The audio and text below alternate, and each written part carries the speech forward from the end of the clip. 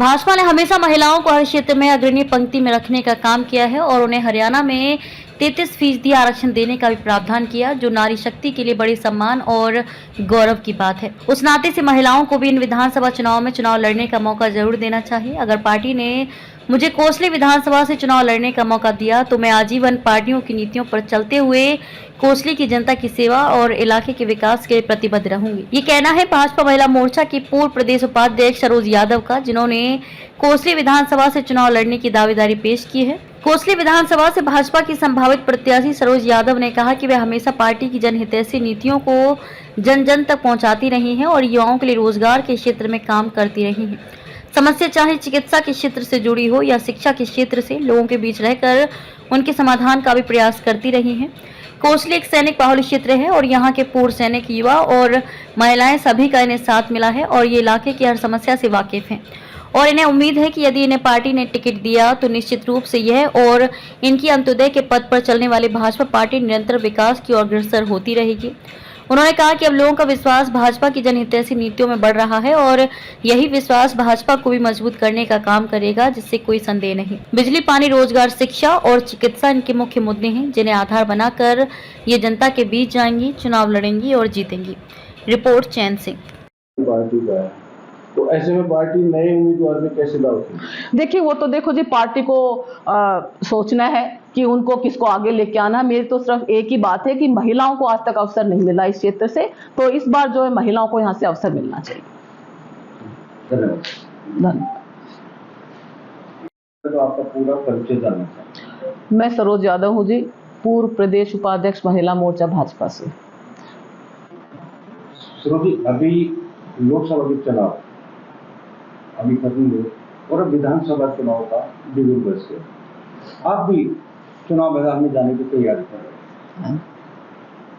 किस आधार पर आप चुनाव लड़ने के लिए चुनाव मैदान में? देखिए, ऐसा है जी, हमारी जो पार्टी है उन्होंने माननीय मोदी जी ने जो है अभी 33% जो कोटा महिलाओं को दिया है, तो हम चाहते हैं कि क्योंकि हरियाणा के अंदर तो 50% महिलाओं को दे ही रखा आरक्षण, बाकी सभी उसके अंदर, तो हम चाहते हैं कि इस बार जो है विधानसभा के अंदर भी जो है महिलाओं को आगे लाया जाए। इस विषय पर हम जो है अपना जो है आगे बढ़ना चाह रहे हैं। लेकिन मैंने समस्या सबसे बड़े विधानसभा चुनाव की ये है कि एक अनाथ सो गया, टिकट मांगने वाले बहुत से लोग हैं। लगता है पार्टी आपको टिकट देगी? देखिए जी, ऐसा है कि पार्टी को हम ये बताना चाहते हैं कि मैं इस क्षेत्र के अंदर बहुत समय से काम कर रही हूँ और मैं, क्योंकि कोसली मेरा पैतृक गांव है, मेरा मायका है और मुस्सेपुर मेरा ससुराल है, दोनों मेरा मायका ससुराल जो है इसी कॉन्स्टिट्यूएंसी के अंदर है।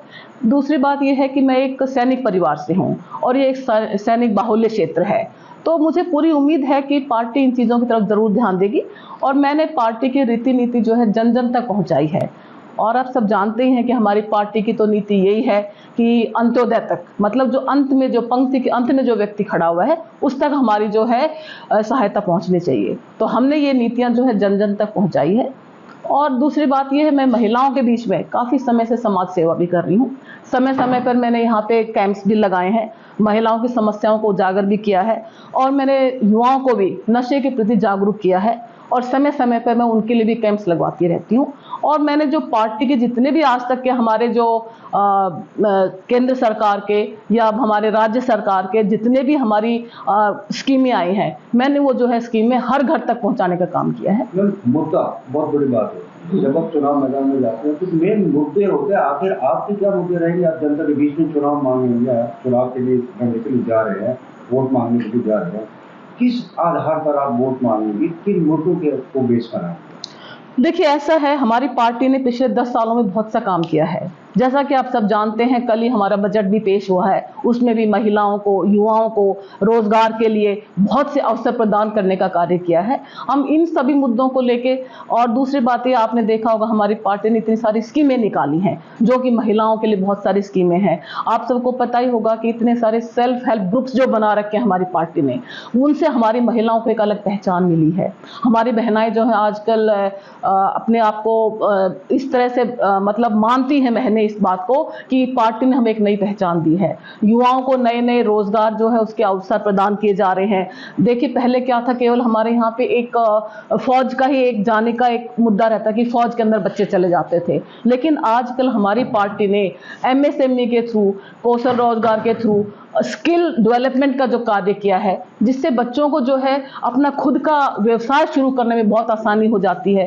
प्लस अब हमारी पार्टी जो है उनको अपना स्वयं रोजगार शुरू करने के लिए बहुत सारा जो लोन दे रही है, उसके आधार पे हमारी तरफ जो है काफी मैंने देखा है कि जनता के बीच में काफी जोश है इन चीजों का।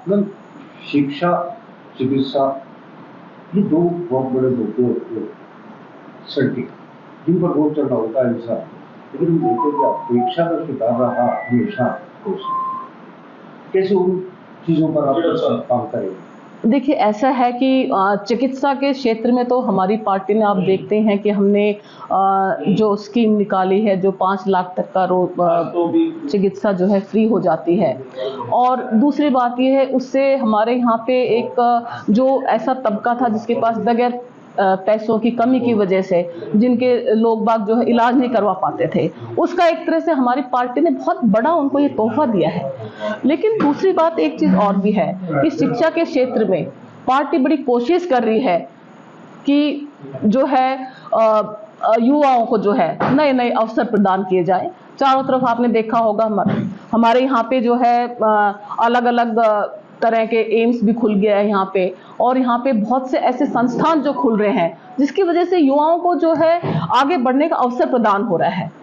और हमारा आखिरी सवाल है आपसे, चुनाव लड़ने की तैयारी कर रहे हैं, टिकट भी आपको मिल जाता है तो चुनौतियां बहुत रहेंगी, कैसे चुनौतियां सामने? देखिए ऐसा है, हमारा तो एक ही मुद्दा है, सबको साथ लेके चलने का। मुझे पूरा यकीन है कि अगर मैं मैदान में आती हूँ, पार्टी मुझे ये अवसर देती है कि मुझे टिकट मिलती है, तो मुझे पूरा यकीन है कि पूरा इलाका मेरा साथ देगा, क्योंकि मैं बहुत समय से इस इलाके में लगी हुई हूँ।